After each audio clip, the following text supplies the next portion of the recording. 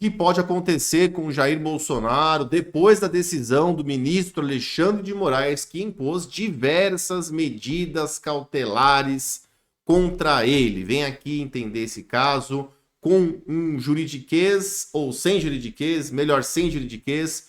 Eu me chamo Rafael Paiva, sou advogado criminalista. Te convido a seguir aqui o nosso canal. Deixa o seu joinha aqui nesse vídeo. Eu vou te explicar o que pode acontecer com o Jair Bolsonaro agora que o ministro Alexandre de Moraes determinou diversas medidas cautelares contra ele. Primeiro ponto aqui que você precisa entender é que essas medidas cautelares, elas são previstas na nossa legislação e elas são uma quase prisão. Digamos assim, quando o juiz ele não tem força o suficiente ou argumentos suficientes para determinar a prisão preventiva de alguém, ele pode impor essas medidas cautelares e elas estão previstas em um artigo do nosso Código de Processo Penal, o artigo 319.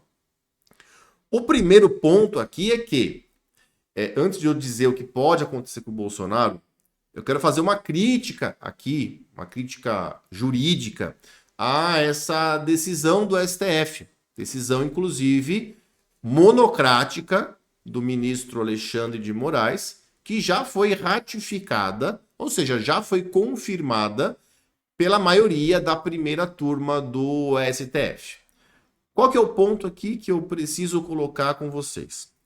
Existe uma discussão, e eu não vou encher vocês aqui de juridiquês não, tá? Mas existe uma discussão entre os juristas se o juiz ele pode inventar medidas cautelares diferentes daquelas previstas na lei.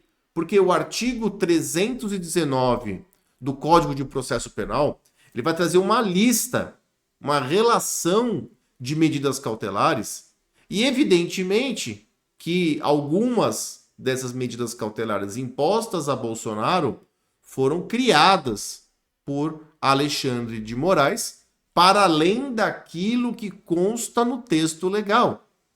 Então, quais foram as medidas cautelares? Primeiro, uso de tornozeleira eletrônica, prevista na lei.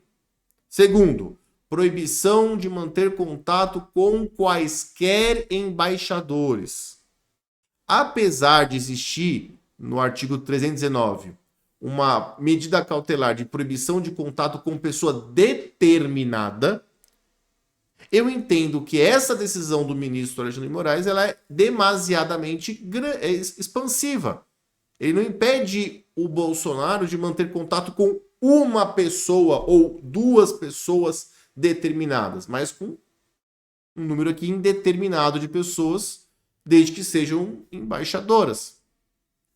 Então aqui eu vejo um problema. 3. Proibição de entrar ou de se aproximar de embaixadas. Tem aqui um dispositivo no CPP que fala sobre proibição de frequentar determinados lugares. 4. Nós temos aqui o recolhimento domiciliar noturno, que não é a mesma coisa que uma prisão domiciliar. Então, durante a noite e durante os finais de semana, Bolsonaro tem que estar dentro de casa. Próximo. Até me perdi se é o quarto ou se é o quinto aqui. Não pode manter contato com os filhos. Sim, e próximo aqui, próximo, acabou? Manter contato com os filhos. E aqui é mais grave de todas, aquela que menos tem previsão legal, proibição de uso das redes sociais. Veja, lembra que eu disse que existe uma discussão jurídica se o juiz pode criar medidas cautelares diferentes daquelas previstas na lei? Pois é. Existe uma divergência com relação a isso, mas o entendimento dos tribunais superiores, incluindo aqui o próprio STF e o STJ, é no sentido de que sim, infelizmente, o juiz pode criar medidas cautelares diferentes daquelas que estão previstas no artigo 319 do Código de Processo Penal. Porém, isso vale para todos os casos, mas especialmente para esses casos onde o juiz cria medidas cautelares diferentes daquelas previstas na lei. Ele tem que justificar essas medidas cautelares com base em elementos concretos. Eu li a decisão do ministro Alexandre de Moraes e, com todo o respeito, eu não vi justificativa plausível para a maior parte dessas medidas cautelares. Basicamente, essas medidas cautelares, que são quase que uma prisão domiciliar, ou seja, é quase que uma prisão preventiva na modalidade domiciliar, elas têm amparo basicamente na conduta de Eduardo Bolsonaro, filho do Jair, e do Trump. Não há aqui uma conexão com atos praticados por Jair Bolsonaro. A justificativa dada pelo STF é de que Bolsonaro teria financiado a ida de Eduardo para os Estados Unidos e, por ter financiado a viagem de Eduardo, ele seria automaticamente responsável pelos atos do filho nos Estados Unidos. E essa justificativa também me parece um pouco forçada. Eu até entendo que, por parte de Eduardo Bolsonaro, o caldo tende a engrossar. Eu não concordo com o que ele está fazendo, entendo, mas ele está colocando os interesses da família à frente dos interesses do nosso país. E as coisas têm tomado uma proporção bastante grande e preocupante.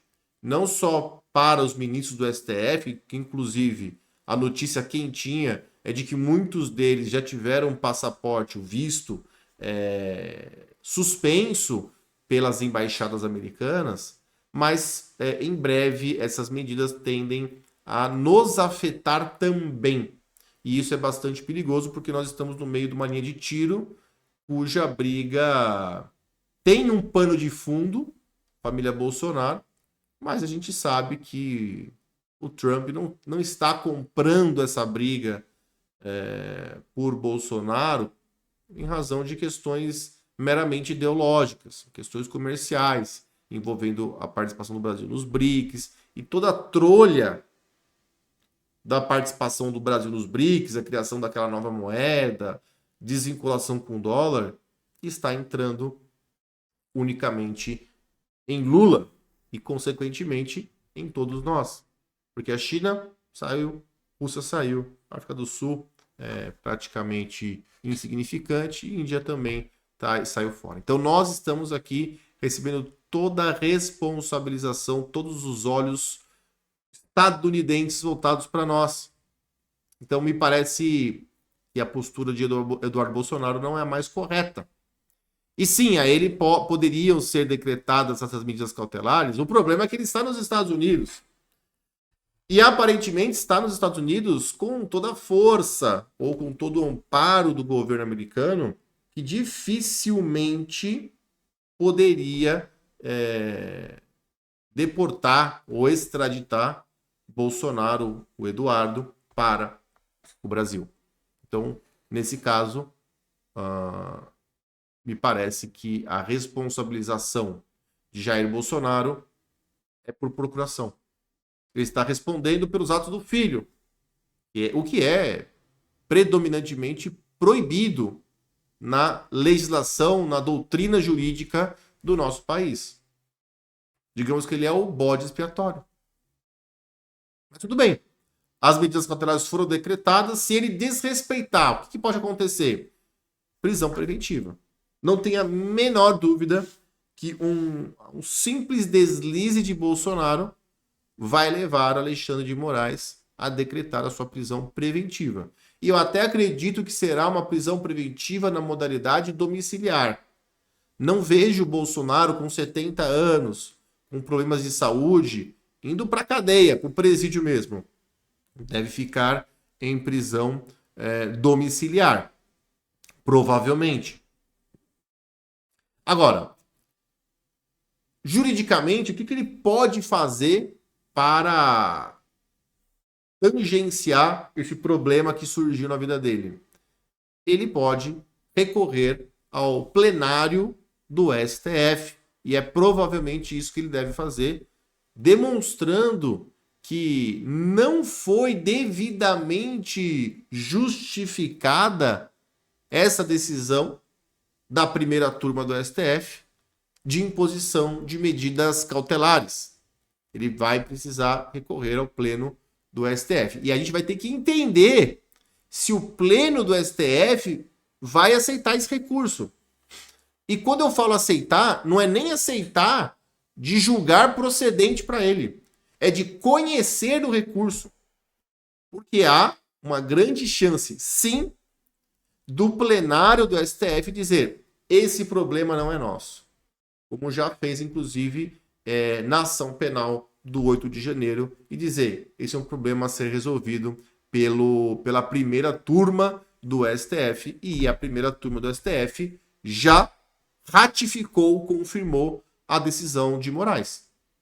E esse é um problema jurídico que nós temos que enfrentar no nosso país, porque a primeira turma se tornou uma primeira turma soberana, onde não há possibilidade de recorrer para ninguém, já que as decisões da primeira turma têm sido únicas, sem a possibilidade de recorrer ao pleno do STF. E esse tem sido o entendimento do STF nos últimos casos envolvendo Bolsonaro e seus aliados políticos. Tá legal?